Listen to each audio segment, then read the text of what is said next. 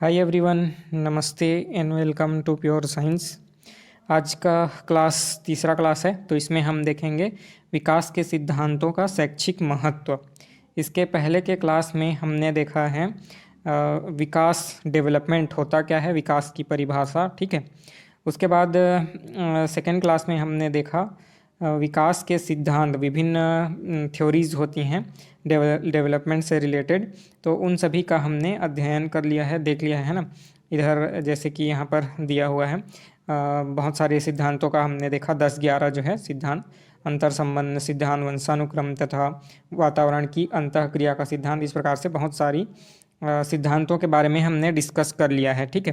तो यह तीसरा क्लास है, इसमें हम देखेंगे विकास के सिद्धांतों का शैक्षिक महत्व क्या होता है, एजुकेशनल इम्प्लीकेशन ऑफ द विकास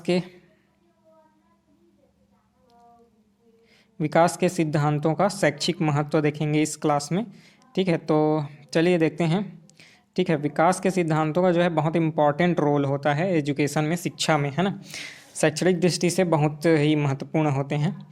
तो इसमें पहला है, विकास की गति और मात्रा सभी बालकों में एक जैसी नहीं पाई जाती है, अतः व्यक्तिगत भिन्नता को ध्यान में रखकर सभी बालकों से एक जैसे विकास की उम्मीद नहीं करनी चाहिए, है ना।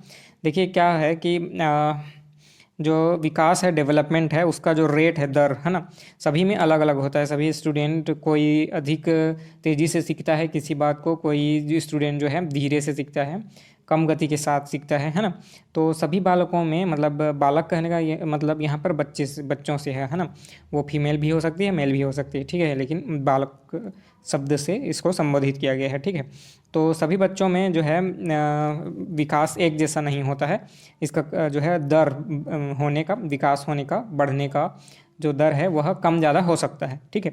तो सभी बच्चों से, जैसे एक स्कूल है ना, स्कूल में सभी बहुत सारे बच्चे हैं, एक स्कूल है, उसमें क्लासरूम है, तो बहुत सारे बच्चे हैं, तो सभी से एक जैसे उम्मीद नहीं करनी चाहिए कि सभी एक जैसे ही सीख सकें, है ना। सबका जो है अलग अलग सीखने का तरीका होता है, अलग अलग गति होती है। ठीक है। कोई बच्चा जल्दी सीख जाता है, कोई बच्चा धीरे सीखता है, तो हमको सभी को साथ में ले करके चलना है। जो जैसे सीखता है उसको उस गति से सिखाना है। ठीक है, भले ही उसमें समय लगे या है ना मेहनत लगे। ठीक है। तो जो धीरे सीख रहा है उसके लिए थोड़ा स्पीड को कम करके भी सिखाना है, और उसके ऊपर ज़्यादा मेहनत करनी है, उसके ऊपर ज़्यादा फोकस करना है। ठीक है। तो विकास के ये जो सिद्धांत हैं, इसका बहुत ही महत्वपूर्ण इम्पोर्टेंट जो है रोल है। एक एक ठो हम देखते जा रहे हैं।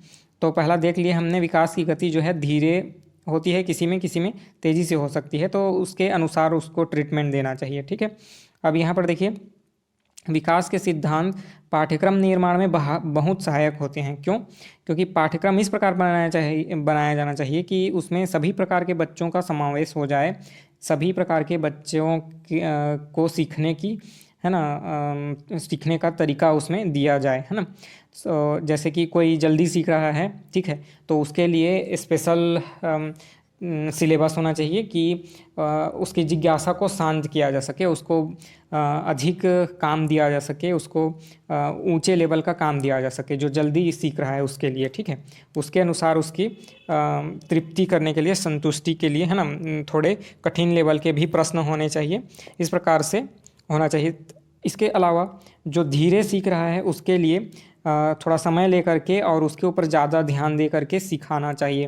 तो इस प्रकार से पाठ्यक्रम का निर्माण करना चाहिए कि जो बच्चा धीरे सीखता है या कम जानता है, कम सीख पाता है, उसके लिए भी पाठ्यक्रम में स्थान हो और उसके सीखने की भी व्यवस्था की जाए। ठीक है। इस प्रकार से पाठ्यक्रम का निर्माण किया जाना चाहिए। ठीक है।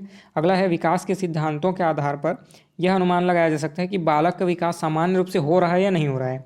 ठीक है। इसके अनुसार वातावरण उपलब्ध कराना चाहिए तथा पाठ्यक्रम में चेंज करना चाहिए। ठीक है। देखिए, विकास के जो विभिन्न सिद्धांत हैं, इसके द्वारा हम उसका जो है चेक कर सकते हैं। ठीक है। उसको हम अनुमान लगा सकते हैं, या फिर जो है उसका चेकिंग किया जा सकता है, परीक्षण किया जा सकता है कि कोई बच्चा जो है सामान्य उसका विकास हो रहा है कि नहीं हो पा रहा है। ठीक है। कोई बच्चा है, ठीक है, वह सीख पा रहा है जो पाठ्यक्रम में दिया गया है, जो सिलेबस में दिया गया है। ठीक है।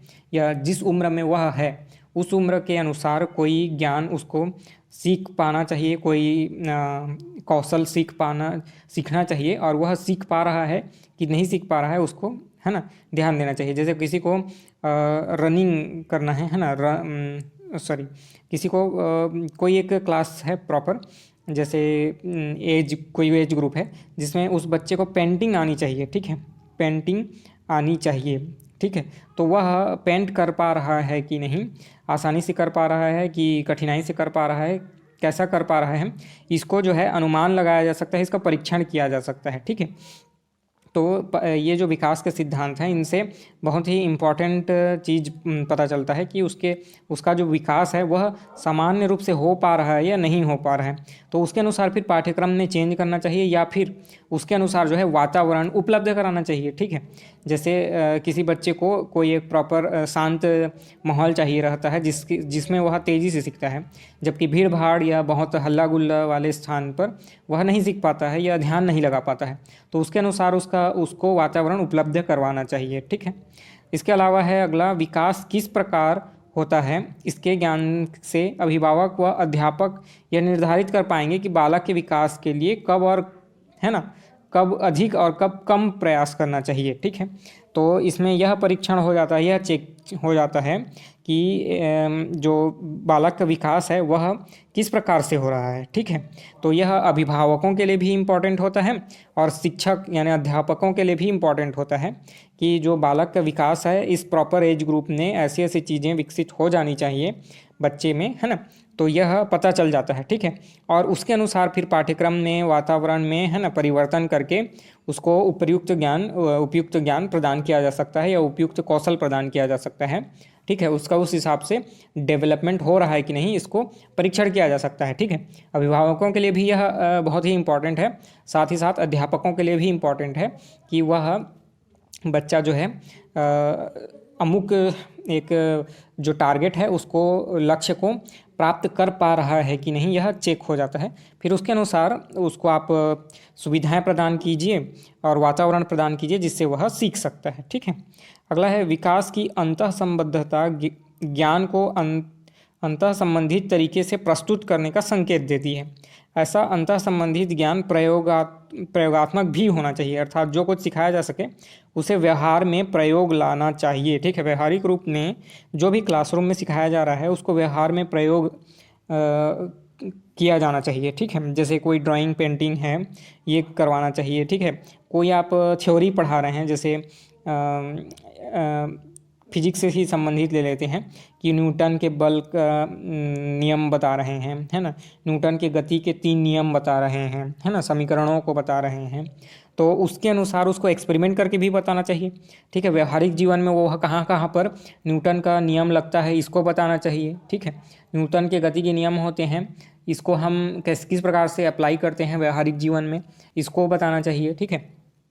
तो इस प्रकार से ज्ञान जो है, जो विकास के सिद्धांत हैं, यह, है ना, ज्ञान प्रयोगात्मक भी होना चाहिए और व्यवहार में भी उसको प्रयोग करना चाहिए, ठीक है।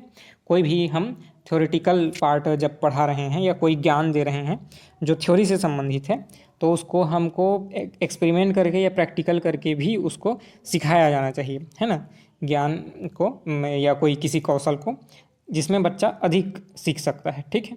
इसके अलावा है, वंशानुक्रम तथा वातावरण दोनों मिलकर बालक के विकास को प्रभावित करते हैं या दोनों उत्तरदायी होते हैं, ठीक है। वंशानुक्रम मतलब हेरिडिटी, है ना, एक बच्चे से, एक माता पिता से उसके बच्चे में कुछ क्वालिटीज़ जो हैं ट्रांसफ़र होती हैं, कुछ गुण जो है माता पिता से मिलता है, ठीक है, कुछ अपने पिता से मिलता है, कुछ अपनी माता से मिलता है, दोनों से मिल करके किसी बच्चे के गुणों का निर्धारण होता है, ठीक है। तो यह होता है वंशानुक्रम। साथ ही साथ वातावरण का भी इफेक्ट पड़ता है, जैसे जिस प्रकार का माहौल हो आसपास में सीखने का, कुछ काम करने का, है ना, पढ़ने लिखने का, या किसी भी चीज़ से संबंधित हो सकता है।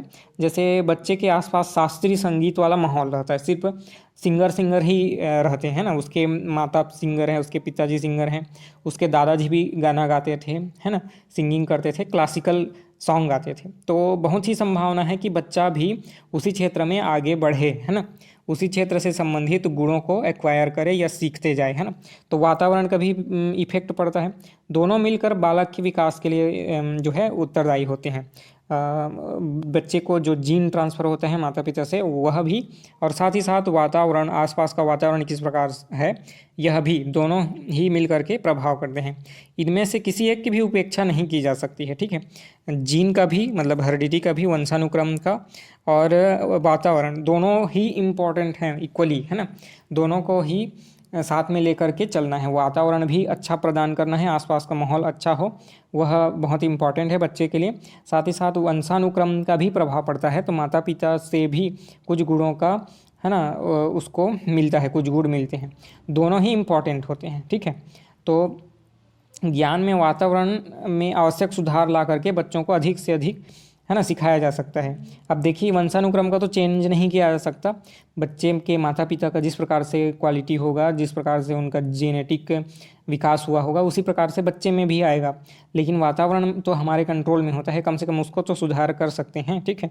तो दोनों का प्रभाव पड़ता है, तो दोनों को अच्छा रखने का प्रयास करना चाहिए, ठीक है। वातावरण को तो हम चेंज करके भी चेंज किया जा सकता है, मतलब बच्चे के विकास को प्रभावित किया जा सकता है। तो जितना हो सके, है ना, दोनों को साथ में लेकर के चलना है, दोनों का इफेक्ट पड़ता है यह ध्यान में रखना है, और अच्छे से अच्छा माहौल, वातावरण प्रदान कर करके बच्चे के विकास को एक सही दिशा दिया जा सकता है, ठीक है। अगला है विकास के कारण क्या होते हैं, कॉजेज ऑफ डेवलपमेंट। डेवलपमेंट होता क्यों है एक्चुअल में, ठीक है। विकास का कारण क्या होता है या किस प्रकार से विकास होता है, ठीक है। तो इसको देखेंगे हम। मनोवैज्ञानिकों, है ना, बहुत सारे मनोवैज्ञानिकों ने इसके कारण बताए हैं कुछ, है ना, कि डेवलपमेंट क्या होता है। उन्होंने अलग अलग अपना रिसर्च किया है, ठीक है। बच्चों पर किया है, किसी किसी साइंटिस्ट ने अपने बच्चे पर किया है, किसी ने बहुत सारे बच्चों के समूह पर किया है ना। तो इस प्रकार से जो है बच्चों पर बहुत सारा अध्ययन करके, है ना, उन पर जो है उनके गुणों को, उनके व्यवहार को अध्ययन करके ये जो है कारण यहाँ पर चिन्हित किए हैं। देखते हैं हम। पहला है परिपक्वता, मैचुरेशन। मैचुरेशन आती है जिससे विकास होता है, ठीक है। मतलब कोई बच्चा एक प्रॉपर एज में पहुंचता है जिसके कारण जो है उसका विकास एक स्पेशल डायरेक्शन में होने लगता है, ठीक है। तो बच्चा जो है एज बढ़ने के साथ साथ, है ना, जैसे बच्चा पैदा होता है उसके बाद जैसे जैसे उसका एज बढ़ते जाता है तो उसमें परिपक्वता अपने आप आती जाती है, ठीक है। शारीरिक स्तर पर भी, मानसिक स्तर पर भी, ठीक है। तो उसी से उसका विकास होने लगता है, ठीक है। तो हरलॉक नामक मनोवैज्ञानिक या वैज्ञानिक ने कहा है कि परिपक्वता की अवधि से तात्पर्य व्यक्ति में मौजूद आंतरिक योग्यताओं का विकास या उनका अनावरण है, ठीक है। बच्चे में आंतरिक गुण जो है माता पिता से आए रहते हैं। अभी हमने देखा वंशानुक्रम में चलते जाता है, कोई क्वालिटी जो है ट्रांसफ़र होती जाती है बच्चे से उसके बच्चे में, उसके बच्चे से उसके बच्चे में, ऐसे इस प्रकार से। तो बच्चे में जो है आंतरिक योग्यताएं पहले से ही होती हैं कुछ मात्रा में, ठीक है। फिर उसको संवर्धित करके और बढ़ाया भी जा सकता है, ठीक है। उसको एक प्रॉपर एक्सरसाइज करके, एक प्रॉपर माहौल दे करके उसको और इम्प्रूव किया जा सकता है, ठीक है। तो कुछ क्वालिटी तो होते ही है बच्चे में, है ना, आंतरिक योग्यता होती है। तो परिपक्वता की एक अवधि उसको बोला जाएगा जब आंतरिक योग्यताएं जो है उनका विकास होता है या वो अनावरण जो है होने लगता है, मतलब उसका जो आवरण है वह हटने लगता है जब वह प्रदर्शित होने लगता है, ठीक है। तो इसको बोला जाता है मैचुरेशन या परिपक्वता, ठीक है। माता पिता तथा अन्य पूर्वजों से प्राप्त आनुवांशिकता के कारण प्रत्येक बच्चे में अंतर्जात गुण रहते हैं, जैसे अभी मैंने बताया कि कुछ ना कुछ क्वालिटीज़ उनमें पहले से रहती हैं, ठीक है। यह बालक के विकास पर सीधी निर्भर नहीं करती, बल्कि पर्यावरण में जिन विविध घटकों के संपर्क में वह आता है उनसे कुछ जो है प्रभावित होता है, ठीक है।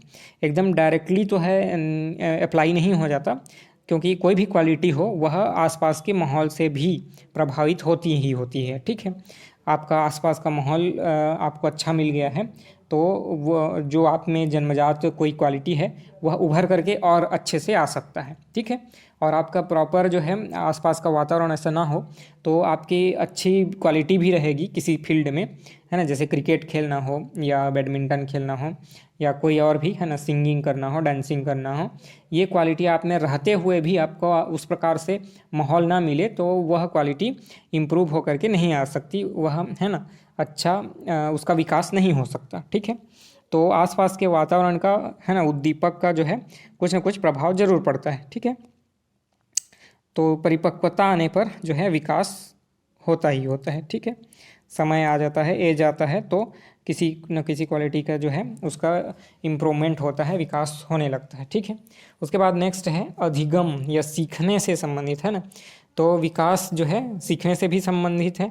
कोई व्यक्ति सीखता है तो उसका विकास होगा, है ना, कोई नहीं सीखना ही चाहेगा तो उसका विकास कैसे हो सकता है। ठीक है, तो सीखने पर भी डिपेंड करता है ना, अधिगम या लर्निंग पर। सीखना व्यक्ति के अभ्यास और अनुभव का संकेत देती है। व्यक्ति के